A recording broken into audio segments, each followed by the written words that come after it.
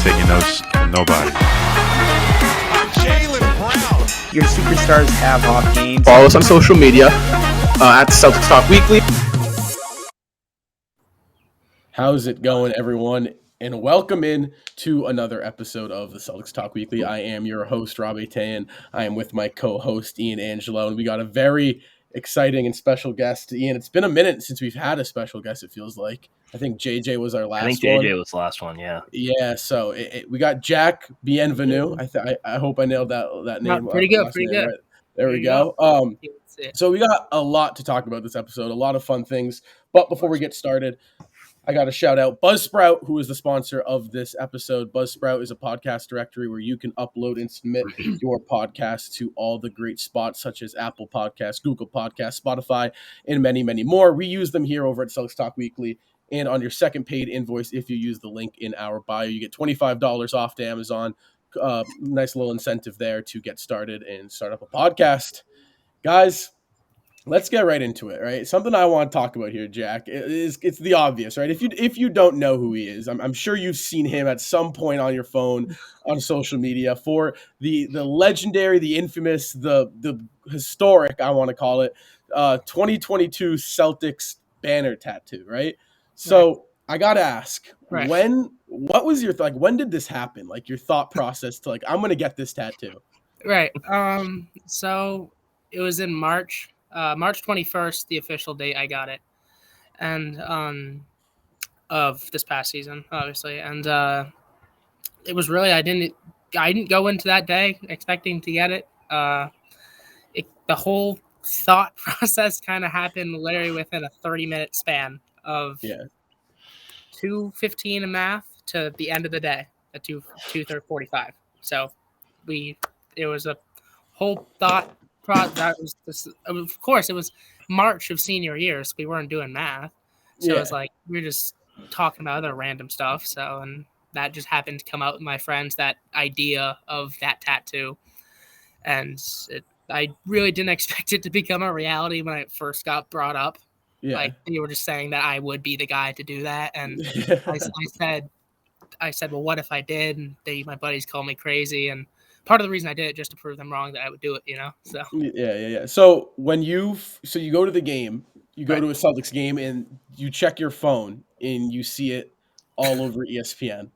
What what was that like? What were your friends saying? I mean, that's crazy because I remember seeing it and I was thinking oh my God, no shot this guy did this. I was like, that is awesome. It was pretty crazy. I mean, I was at the Jazz game the 2 days after I got it on the 23rd. I remember I went up there with my buddy and I saw it on NBC Sports Boston on Instagram. Yeah. And then it kind of just picked up from there. What got Bleacher Report and then Sports Center. So that it was I didn't do it post it to. I didn't expect it to go viral at all. I mean, when I posted it, I had about 800, 900 followers. And I was just everyone I know from here on Cape. So it wasn't I was had any big media networks following me or tracking me, Yeah, for sure. And so let's go to Game 7. There's 2 Game 7s, right? Game 7, Bucks, Celtics.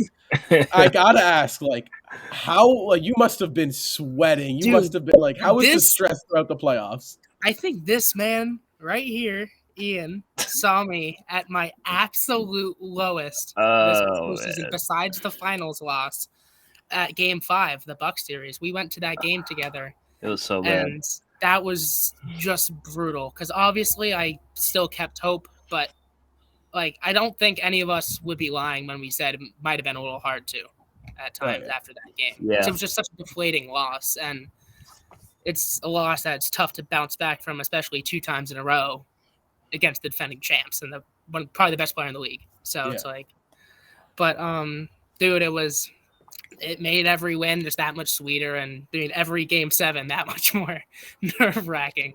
Oh yeah, I mean, I can only imagine, but that is. I mean, I remember thinking you could make the finals, and you're seeing this tattoo everywhere. You're seeing it's like this guy probably hasn't had a good night's sleep, and in all playoffs, it's just you're thinking to yourself I didn't sleep I barely slept. Oh yeah, I mean I can imagine, but I mean definitely that was super cool. But let's talk some C's here, right? We got a lot to talk about, right? Of course. So Let's go. Ian, we were talking about this off camera for a little bit, quick brief, but all season long, all playoffs long, it's Celtics. They need a bench scoring. Offense is just brutal at times, and Brad Stevens, what does he do? He goes out and in a package, which I don't know how he pulled it off for a 2023 first round. Aaron Neesmith, Daniel Tice, and some other pieces like Malik Fitz and Juwan Morgan. And he brings back in return Malcolm Brogdon from the Indiana Pacers guys. Brogdon averaged 19.6 assists last season for the Pacers. The big question I think everyone's asking here is Brogdon a starter or should he be coming off the bench? Ian, Jack, I want to hear you guys' opinions on this. Where do you think Brogdon should be in the rotation next year? Yeah, so first of all, I was extremely excited when they actually traded for Malcolm Brogdon. When I first got the notification, I'm like, oh, they traded for Brogdon, and then I saw what they gave up, and I'm like, that's it? And that's no disrespect to Aaron Neesmith or Daniel Tice or the rest of the guys they gave up, but like for a guy like Malcolm Brogdon's talent to only give up basically just a first round pick and some other pieces that weren't playing for the Celtics, it's pretty big deal for them. And when I first thought of it, the first thing I thought of was Malcolm Brogdon becoming a sixth man of the year candidate immediately. Absolutely. Because we just saw last year we had the best starting lineup in all of basketball for the entire season, including the playoffs, with Smart, Brown, Tatum, Horford, and Robert Williams. And then, I don't think you should change that. You can obviously run lineups when needed. Like you can have Brogdon start, you can have, Smart coming off the bench, you can do whatever you want. But I feel like you should keep the starting lineup you have and then just have Brogdon and Derek White and also Danilo Gallinari coming off the bench. I say I agree with that.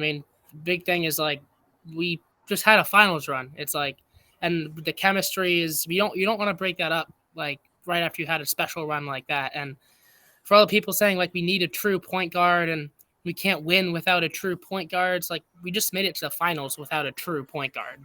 Yeah. So it's like I don't know how much I believe in that narrative when it's the thing that probably lost us the finals in bench scoring is literally what we got. Put Malcolm Brogdon on the bench. That's better bench scoring than Marcus Smart coming off the bench. Yeah, so, and I feel like the biggest thing with Brogdon here is like it takes so much pressure off Brown and Tatum. Oh, so much. Exactly. Yeah, like you got we saw in the finals, the Warriors were suffocating the two of them. Like they couldn't breathe. Ran out of gas. Exactly. And so I think you put Brogdon in the mix, he can get you that 15 to 20 a game. Right. He can That's all you need. Exactly. He can get his own shot, which not really Pritchard does it at times. Smart can do it inconsistently. Everyone else kind of depends on Brown and Tatum running like the offense to get their own shots, like Grant, Rob, Horford, as great as they've been for us. They're not really shot creators, shot makers.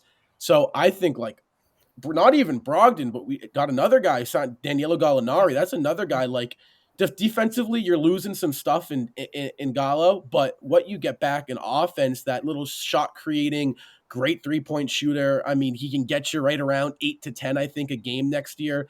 And you as bad as Tice played, as much as I like Tice, he had a really rough playoff. So I like that swap too, guys. The Gallo signing, I like that as well. Yeah. Go ahead, Ian. No, I was gonna say. So we talked about Danilo Gallinari on the last episode with Justin, and I remember me and Justin both had the same opinion of does his defense, is it that big of a problem that he just wouldn't fit for the Celtics? And I kind of had a change of thought in that because, I don't really know. The Celtics basically have a bunch of guys already that know how to play defense. Like basically the entire roster can play defense. You need at least one guy who is offensive minded, can get his own shot. He's 6'10", so he can shoot over pretty much everybody. And he's a knockdown shooter at times in his career. We've seen that he can be a knockdown shooter. So I think that's something the Celtics desperately needed. And, I kind of changed my stance on Gallinari now that he's actually on the team. he's not going to fit the defensive system, but at the same time, they still need his offense more than, anything else, really. Yeah, and I agree with Ian on that. I was practically going to say the same thing. I mean, I think every player of our starting five, got at least one all-defensive team vote or something. Yeah. So it's like we already have all that defense. Like he said, I think we just need offense more than defense right now, and I think just getting that good balance of both is all. Yeah. You don't want too much defense, too little offense. So Exactly. I think he is able to help balance that out quite a bit. Also, I feel like if you're thinking about lineups wise, I mean, it didn't really feel like the Celtics at times could put a lineup in that just offensively flowed so well. I feel like next year you get a Brogdon, Brown, Tatum, Gallo, Horford lineup. That's a lot. The paint is wide open for the Jays. You got shooting everywhere. Oh, yeah. I mean, yeah, defensively they'll be, a little bit lackadaisical at times, but that's Right. the best part about the lineup thing is you need defense. You got all defensive first team player Robert Right. Williams and defensive player of the year Smart waiting to get into the game. So I think that's the biggest part with these two signings. It just presents so many options that we didn't really have last year. Definitely. And I just want to pull this up real quick. All right, so next topic I do want to talk about, Kevin Durant. There is a lot of different opinions, a lot of different I think we're all on the same page just from the reaction. I've seen a lot of reports. I've not bothered to call anything real if I see Jaylen Brown's name in it with Kevin Durant. Yeah. I already know what you guys are going to say, but I still want to hear you say it just because I think the people listening need to get some sense slapped into them if they do believe Jaylen Brown for Kevin Durant's a good deal. I think if you trade these Celtics trade Jaylen Brown for Kevin Durant, it's one of the worst moves you can possibly make. It's like Jaylen Brown, Jason Tatum have grown together for I don't know 5 years, 4 years, however long it's been, and they've been to the Eastern Conference Finals like couple times, finals once, and why would you split that up for 2 years, like 3 max probably, of Kevin Durant, and when you can get up to 8, 10 if you play your cards right of Jaylen Brown, Jason Tatum, and who have immense chemistry together, and I think I saw one report that's like, and I think some guys are just saying that like I saw one about like they're maybe willing to give up Smart and Brown. I think people are clicks. just saying exactly, saying stuff to get clicks on their article and to get publicity, and I'm not believing that. I think Brad knows better than that. Yeah, I think the thing with Kevin Durant is, I mean, obviously if you can get him on your team is automatically better with him than without him. I mean, he is one of the best players in the NBA, and you want a guy like Kevin Durant on your team. At the same time, you don't want to give up your entire team to get a guy like Kevin Durant, because all the chemistry you have with your prior team is going to be gone because you have to trade all of it to get Kevin Durant. So I think the thing with the Celtics is, obviously, if you could think about it, you can think about a trade where, you could get Kevin Durant and still have Brown and Tatum. Obviously, that's something you would like, but it's a very, very long shot of that happening because the Brooklyn Nets want so much. I mean, even still, I think even for the Suns trade, I think I heard they wanted Booker. Yeah, exactly. You're gonna have to give up. You're gonna have to give up a huge piece. Yeah, if you want a guy like Kevin Durant. So, and if you're not trading Brown, it's probably Smart and Robert Williams. And I think trading Robert Williams, which could I'm also saying no to. Yeah, absolutely. This guy's got top 5 center in the NBA. He's gonna be. He's been so underrated for years, and I'm really happy people were able to see what glimpses of his potential this playoff run and this season. Yeah, I mean, if Robert Williams can stays healthy for sure, and can develop a nice offensive game. I'm talking 15-foot jumper, maybe a post hook or two. How good can he be, guys? He doesn't need a 3. We don't need him to shoot threes. We just need him to couple post moves in there, and he can be in the conversation for top 5 center in basketball in a couple years down the line. Absolutely. Get him the Kevin Garnett like post Exactly. Yeah. up There you range go. shot. Yeah, exactly. Literally, Pretty much he's all got he to needs. he's got to get in the gym, honestly, with KG. You give him a summer in the offseason with KG because he's got that raw talent where one, he can jump out the gym. His just knack on defense is just crazy. He's a great passer. I believe he had 2 triple doubles this season, if I'm not For a big man, wrong. Yeah, solid passer. Great rebounder at times. I do think he gets lazy and doesn't like to rebound, but I mean, don't we all? And probably the best lob threat in the NBA, if you ask me, is Robert Williams. Sure. Maybe Giannis. You could give Giannis over him because Giannis is just a freak. But that's good company to be in, right? If you're mentioning, I mean, that's great company. Exactly. I'll take that. Yeah. So I mean, I think Robert Williams is. I wouldn't trade. I wouldn't trade Brown. I hang up the call if it's Brown, Tatum, or Rob Will every single time. I don't really care who you. Yeah, unless you're throwing us Luka, I'm not interested. Agreed. Yeah. Absolutely. And so you don't even think Luka's better than Jason Tatum, so I don't even. I don't. Yeah, I don't. I'm taking Tatum over Luka. That's just me though. That's a whole different conversation to have. But someone we didn't talk about last episode, Ian. Oh, you weren't on last episode. It was me and Justin. Someone who we didn't talk about is the rookie, another J, JD Davidson. What do you guys think of this guy? I don't know too much about him. I know he's a crazy athlete. I believe he was a 5-star recruit in high school. Went to Alabama. What you guys? What are you guys thinking about him? I mean, I don't. Yeah. Oh no, you're good, Jack. You go. All right. But I same with you, Rob. I don't really know too much about the guy. I've seen some of his highlights, and he, like you say, he can jump out the gym. Like he's a crazy athletic for a guard, insanely athletic, and I think I read he's doesn't shoot the ball too well. So, I mean, that could be a concern as a point guard, but I mean, we'll see how he does in the summer league. You know, he was a 2nd-round pick, so it's like I don't think anyone's expecting him to be a first-round value, like 15 points, 20 points a game. Like, no one's really expecting that. So I think as long as we can see some good production out of him in the summer league, and I don't know, it'll be definitely fun to watch. Yeah, so I think the thing with JD Davidson is I kind of saw like a bunch of things and a bunch of people talking about him where, he is super athletic, like you said before. And, he does have some like turnover issues and, he doesn't have the greatest shot, but fits perfectly. I mean, if you're talking about it right now, he fits perfectly, but beautiful fit. Exactly. But he kind of brings an aspect to the Celtics that they don't really have. They don't really have a guy like that, like at the guard position. Yeah. Obviously, the guard position is stacked now on the Celtics. But, I mean, a guy who's super athletic, who, I mean, he could potentially bring a spark off the bench if he does make the Celtics out of camp. And, I mean, I'm pretty excited for him. I think, like you said, he's just kind of an athletic freak. I saw some of his training videos and the stuff that he goes through to kind of train. Oh yeah, it's pretty train crazy for the NBA, and he's just crazy talented. He's a freak with that stuff. So I think I give him a good chance. I'm pretty high on him. I kind of want to see what he can do. Yeah, I'm rooting for him for sure. I definitely hope he makes it. I'm hoping he makes the team, and hopefully we get some good value out of a guy who was like a late 2nd-round pick. So. Yeah, I feel like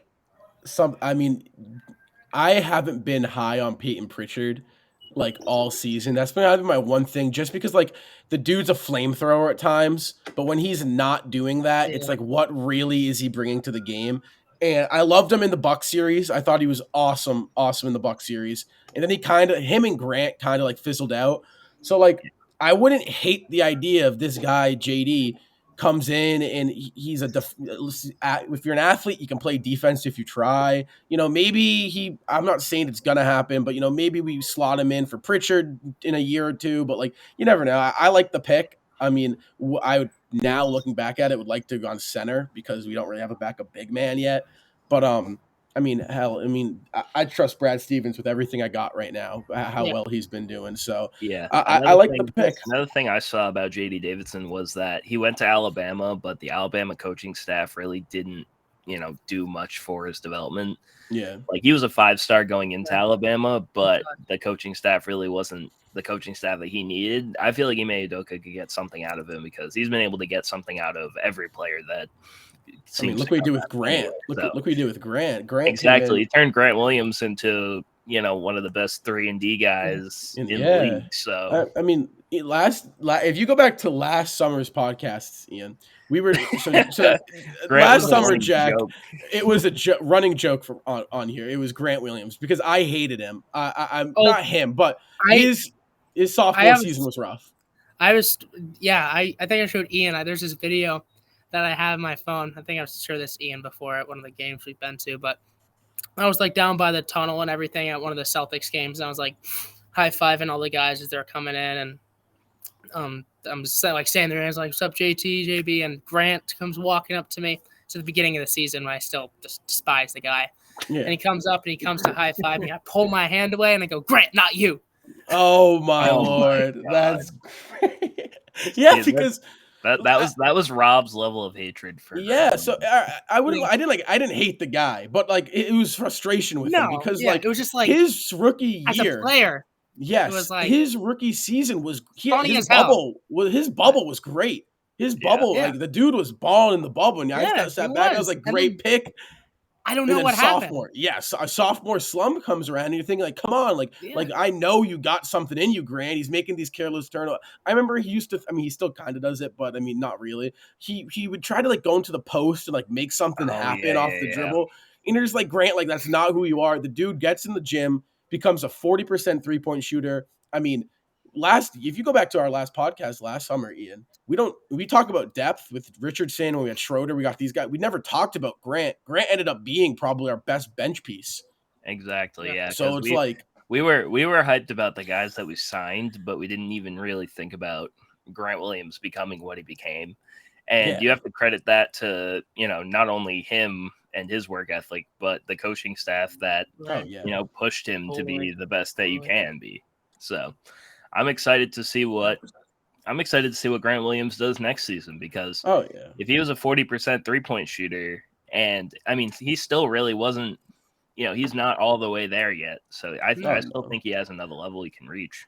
Yeah. I'm excited to see a bounce back from everybody kind of. I mean, like we were saying, Grant kind of fizzled out after that Game 7 performance in the Bucks series. So I'm excited to see he can prove he can sustain a solid level of play, and like obviously we're still not expecting that Game 7 performance every night from him. But like if we can get like a 12-15 point night out of him, or like that's solid. Like I'll be more than happy if we can give us 2. I mean, Grant was, in my opinion, the key piece, or one of the key pieces to the championship run. I mean, the dude was phenomenal. I mean, what he did in against Giannis. I mean, don't get me wrong, Giannis got his buckets, but his physicality with Giannis, he wouldn't back down. You go to the net series with Durant, phenomenal job when matched up on Durant. Miami was rough. Miami was kind of rough for everyone who wasn't. I totally wasn't expecting.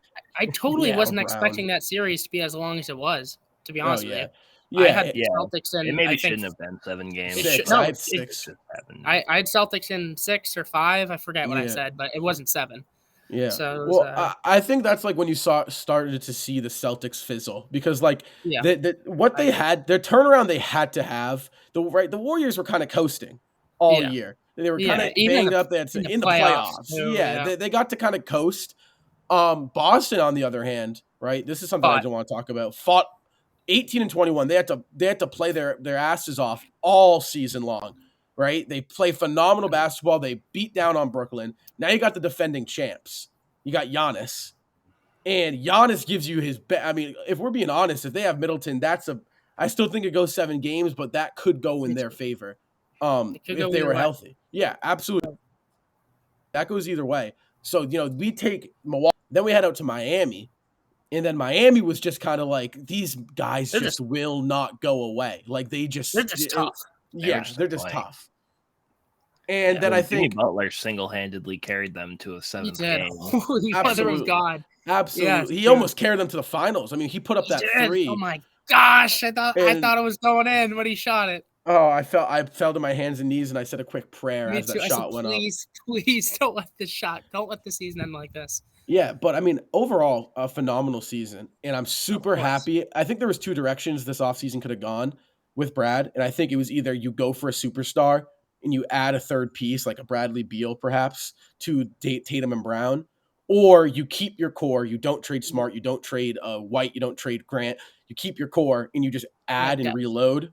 And we added depth. We reloaded. Loved it. Loved what I would everything. I would have rather done that, and I'm happy we did it. Yeah, I think we're still in search of a center. I'm hearing Dwight Howard. That's what I've been looking and reading, which I would love if we could get Howard off the bench. Yeah. But we still got a couple tweaks, couple moves. But so going back to the playoffs though, I want to talk about Jason Tatum. Because I think everyone is so polarized by a couple bad games in the finals against a really, really historically great defense and system in the Warriors. And they kind of just overlook the fact of what he actually did. I think, I'm a big Jason Tatum lover, but I think if the Tatum had finished the job and won the ring, I think you guys can correct me if I'm wrong. I think this might have been the single most impressive playoff run by any star in NBA history, because who he beat, who and how he beat them was just, you sweep KD and Kyrie, then you go to the defending champion, you give them 46 in their place in an elimination game. I mean, how great was Tatum throughout the playoffs? And I think it's really upsetting that people are overlooking that because he had a bad game 6 and like a bad game 4. Yeah. I was saying that it's like, it sucks that it had to end this way because he'll be slandered all summer. So it's like, and it just sucks that, like you said, I mean, no one's gonna remember the 46 in Game 6 down 3-2 Milwaukee as much as they're gonna remember the air balls in the finals. Exactly. Yeah, so and I mean, it kind of sucks because you want Jason, because like without Jason Tatum, the Celtics wouldn't have even been in the finals. Oh no way. Yeah, I mean, there's no way they're even close without him. So when people are saying they didn't really need him like that, like that's kind of ridiculous because he is still a superstar. He still is one of the top 10 best players in the NBA. And he's still on the Celtics with Jaylen Brown. And people were saying that Brown were better than Tatum. Does that mean Brown is going to be a top 15, top 10 player in the NBA? I mean, solid. If that's really what you think about. So, and Jaylen Brown, he showed out in the playoffs. So I think you should be even more excited to see what they can do moving forward. Right. Because not only did Jaylen Brown show out, Tatum struggled, but, he still put up, solid performances, even, with his struggles. It's funny, though, because the same people who were saying Brown is better than Tatum in the finals were the exact same people who were saying Jaylen Brown should be traded in that Heat series when he was getting 7 and 8 turnovers a game. So it's just like, it's like people like live in the moment. They don't like look at the whole picture. It's like, yes, Tatum just had 12 points on 3 of 12 shooting in a game 4. That sucks. But let's not act like the dude didn't just have beat some historically great teams. I mean, plain and simple. Yeah, it is a what have you done for me lately league.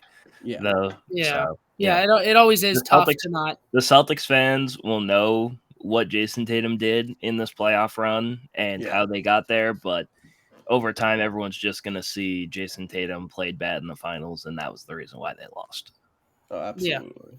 Yeah. I mean, it's just hard to look past, like, the biggest moment, It's like, it's just because it was, like, if he struggled in the Heat series or if he struggled in the Bucks series, I don't even think it would have been even close to as big of a deal as this is because it's the biggest stage in the sport and absolutely like the best player. And it's just unfortunately. I mean, the dude, as much as we joke about him being young, the dude's 24. Like, he's exactly. I think I saw who was it? Curry that didn't make a finals until or somebody. Yeah, I mean, a lot of people. Yeah, it was like I think I saw like a whole list of like now like top 15 players or whatever that didn't make a championship until they're like 27, 28 or even before 24.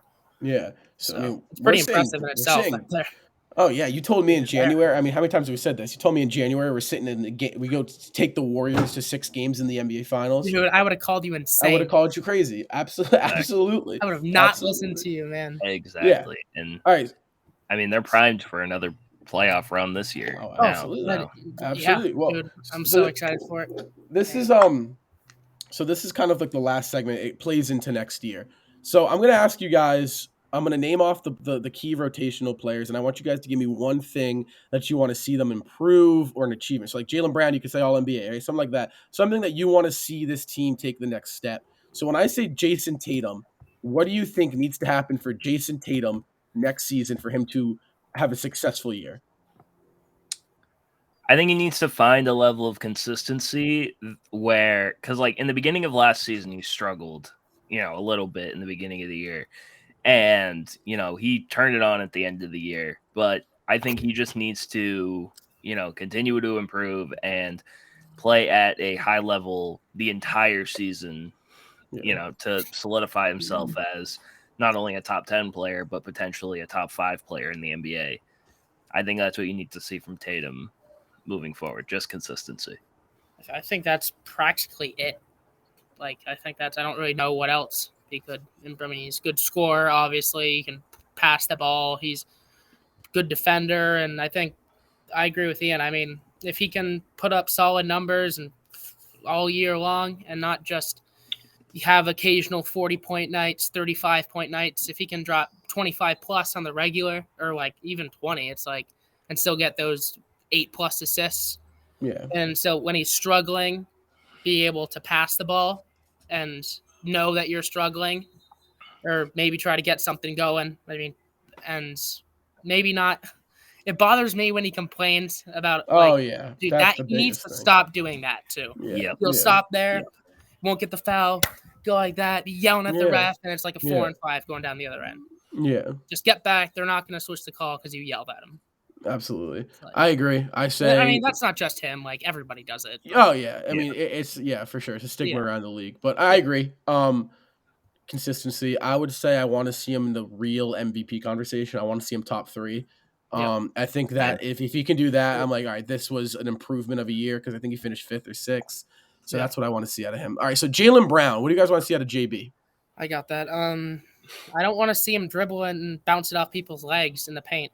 Yeah. That's what I want to see. I mean, I want to see him be able to get better with his ball control a little bit when he goes into the paint, maybe not dribble so recklessly when it comes to driving. I mean, obviously he's an unbelievable finisher around the rim, but I feel like, which we saw in the Miami series quite a bit, him, like I just said, bouncing it and then it'll bounce off his leg or bounce he'll run, give the ball away. I think just ball control, I think, is the main thing I want to see out of him. Yeah, limiting turnovers is obviously a huge thing because, I mean, you can say that with Tatum and the rest of the team too, is limiting turnovers, but Jaylen Brown was kind of like a huge kind of problem, it looked like at times. And, if he can limit turnovers, maybe he can become a better passer and he can actually solidify himself as a top 15 player in the NBA. I think that would be a super huge improvement for Jaylen Brown. Agreed. Yeah, I want to see. I agree with both of you. Turnovers. The Miami series was awful. He was so bad with the turnovers. I mean, he's good in other areas. Don't get me wrong, but it was rough patch there. I want to see JB make an All NBA team. I want to see him squeak in All NBA third because he didn't make the All Star game and he is an All Star. Everyone knows it. Obviously record. He'll make the All Star team next year. I want to see him take that next step to superstar. I think that I want to see Tatum make first team again, and I want to see Brown if he can squeak into third. Obviously, if that happens, I think it's a phenomenal year, but I'd like to see an All NBA appearance from Brown. Personally, I don't think that's a giant long shot. Him making a third team, I mean, I think that's very doable for him.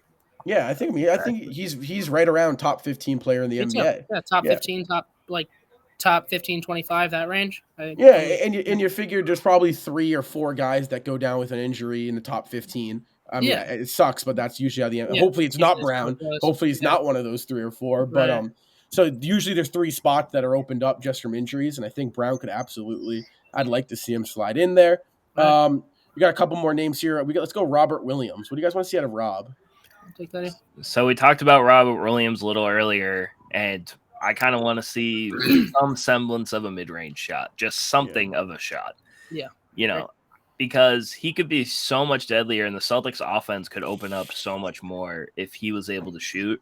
and he's not limited to just being a lob threat or just being a guy that'll get rebounds and stuff like that. So I want to see him just get some sort of a mid-range shot, or at least just find a confident mid-range shot, because he shot it a little bit last year, but not really enough to really say that he has a mid-range shot. So I want to see him continue to work on that, and it'll open up the Celtics offense so much more if he's able to shoot. I agree. I mean, we don't need a long ball. We just need a simple post game or like post hook, or even like he didn't even shoot terrible from the free throw line. So in the finals, I don't believe. So it's like, I mean, like you said, it would open up the offense immensely. It would attract more people to him, closer to the free throw line, and that's pretty much it I see from him. I think he's pretty solid everywhere else. Where he doesn't need to be great offensively or anything, but you just can a little bit. Teach him that Tristan Thompson shot that he That's, only. oh yeah, the little post hook. Yeah, I want to see Rob just get some sort of adding your offensive game some way somehow. Something new. Give me something new out of Rob, and also stay healthy. I want to see you full year when you're healthy. If we can get a full year out of him, I'd be thrilled. Oh yeah, absolutely. I want him to be. I mean, if he's my biggest thing, I want him healthy for the playoffs. I think that was a downfall, him not being healthy for the playoffs. Definitely. I think a lot of those series are shortened up if he's fully healthy. Oh, for sure. All right, we got two more here. We're not gonna do all of them, but I think these are the biggest guys with the biggest light shining bright on them. Derek White, because White had kind of a shaky playoff. People liked him, and then they hated him, and they loved him, and then they hated him, and then they liked him for a game, and then it was all over the place. So yeah, Rolls is a completely new role here with Brogdon in. Right. What do you want to see? I mean, not a seventh. He's a starting caliber player, and he's our seventh man in our rotation. What do you guys want to see out of him? I think it's the same thing. What you got? I was just gonna say, just hit your shots. Yeah, I mean, please. Just figure out how to hit 3-pointers consistently, or just shots consistently. What was it? How many points do you have in game one of the finals? I don't know. 20, I think 20 something, 22. Yeah. And it's like, where's that? Exactly.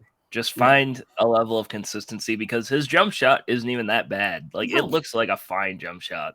Yeah. Like, just figure out how to do it more consistently, because that's pretty much most of his offensive opportunities are going to come by, because he's not going to really be the sixth man like he was last year and, have the chances to just drive to the paint and do the floater every single time. So he's going to have to, just be on the perimeter and just be open for a shot. So that's going to be the most important thing for Derek White.